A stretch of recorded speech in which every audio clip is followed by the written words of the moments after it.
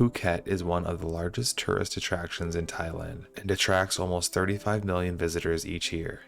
With beautiful beaches and large reefs just off the coast, the amount of things to do there are countless. From scuba diving to boat tours, this area of Thailand will see visitors from all over the world.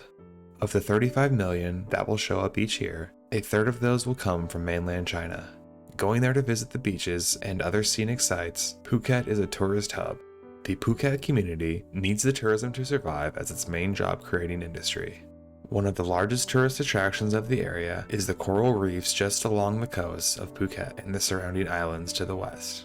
Due to these attractions, large diving boats and fishing boats will take advantage of them by taking tourists out for a fun day on the water. On July 5, 2018, which is right in the middle of monsoon season, 2 diving boats, the double-decker ship named the Phoenix PC, which carried 101 people, and the second being the Serenita, which had 50 on board.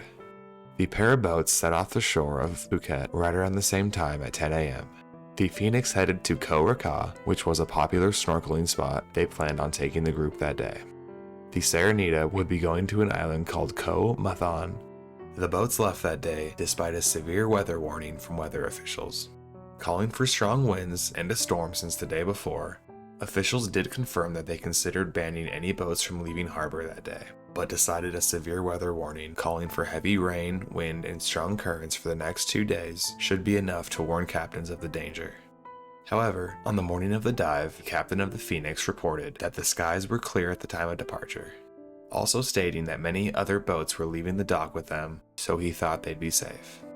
As the pair of ships left harbor, the captains were confident that they would have a great day out on the water. After doing just that and having a full day of scuba diving and snorkeling around the coral reefs, the Phoenix attempted to return to shore.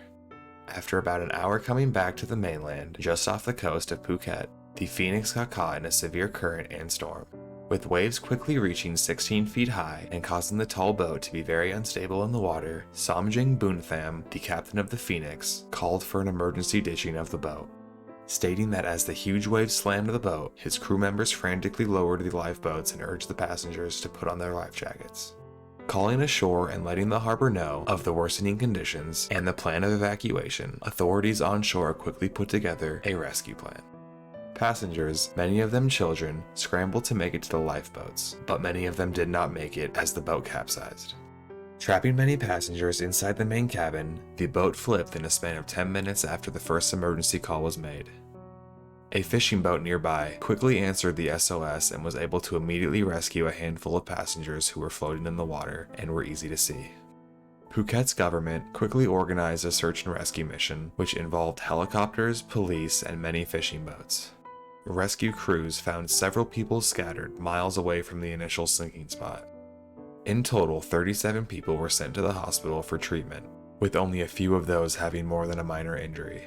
On July 6th, the total number of lifeless bodies found at the wreckage site sat at 33, with another 23 people missing. By the 12th, 46 were confirmed to be dead, with 3 still missing. It would take almost 2 weeks for all the bodies to be recovered by divers down below the surface inside the capsized vessel. The final death count stayed at 47, and this incident is marked as the deadliest tourist-related disaster in years. All that perished that day were Chinese nationals, and their families were notified through the Chinese government. All of the passengers found alive in the water that day were wearing a life jacket, which most likely saved their lives. Chinese divers who had recently assisted in the now famous Ban Luan cave rescue in early 2018 were sent from China to help search for possible survivors who may still be trapped in the ship 120 feet under the surface. It is possible for an air bubble to materialize when a large ship suddenly capsizes, like the Phoenix PC did. Unfortunately, they would not find anyone alive down inside the wreck. As for the second boat mentioned, Serenita, the yacht suffered the same fate and would capsize in the storm right off the coast of the island Koh Mathan.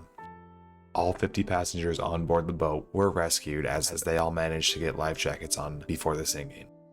Thai media displayed photos of the rescued people in large rubber rafts amidst the rolling waves of the sea.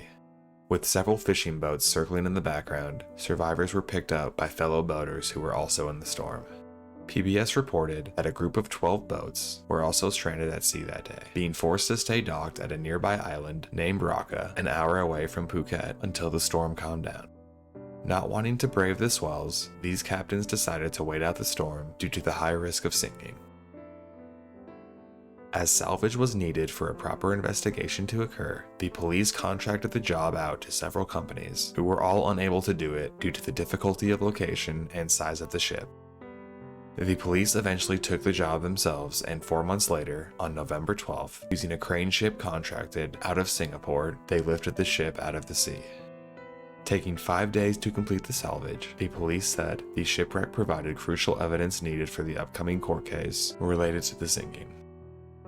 Thailand, having notably bad road and boat safety records, have been ridiculed for decades by the different tour operators about the missing basic safety laws, such as mandating seatbelts in cars or life jackets on boats.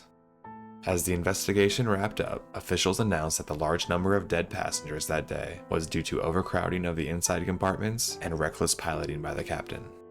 A separate investigation commissioned by the Chinese government and involving German specialists ended shortly thereafter. The Immigration Chief General, Surachat Hakparn, went on to say, "The specialists agree. The boat was substandard. It was not built at a shipyard, but at a machine shop. The engine was from a Hino truck, and the boat was not built with a balanced body, but instead used concrete lumps to balance it." He also said that the standard for a large boat was to have 4 watertight doors, but this one only had 1. Its glass window panes needed to be marine grade and easily breakable with a fist. They said that many died as a result of being unable to break through the boat's glass and were thus trapped inside a sinking ship. Furthermore, the design of the ship was called into question when it was found out that only 4 pages of blueprints were used when building this boat. It is common practice for a boat this big to have between 40 and 50 pages of blueprints. The police charged several people attached to the botched boat job. Many Phuket marine officials were prosecuted for dereliction of duty, and authorities took legal action against the engineers who accepted the boat design and approved its construction, also charging officials who authorized its construction and permitted its operation as a commercial sea vessel within their department. The captain of the Phoenix PC was also charged for negligence, which resulted in death. 4 weeks following this disaster, religious rites were held for the dead as the families of the victims arrived in Phuket to identify victims and take charge of the survivors that did make it. In the aftermath, Chinese tourism in the Phuket area would drop as much as 60%, as many were uneasy about this tragedy. Although this downturn only lasted about a year, more safety regulations were put in place, and Phuket remains one of Thailand's largest tourist attractions. Thailand's tourism head went on to say in 2020, "Boat safety is crucial for commercial tourism on the sea. Tourists should be able to feel safe and have a good time with the money they spend over here in Thailand. We hope to ensure that something like we saw in 2018 never happens again." That is the story of the 2018 Thailand boating accident. If you want to hear more scary, fascinating stories, make sure to check out last week's video.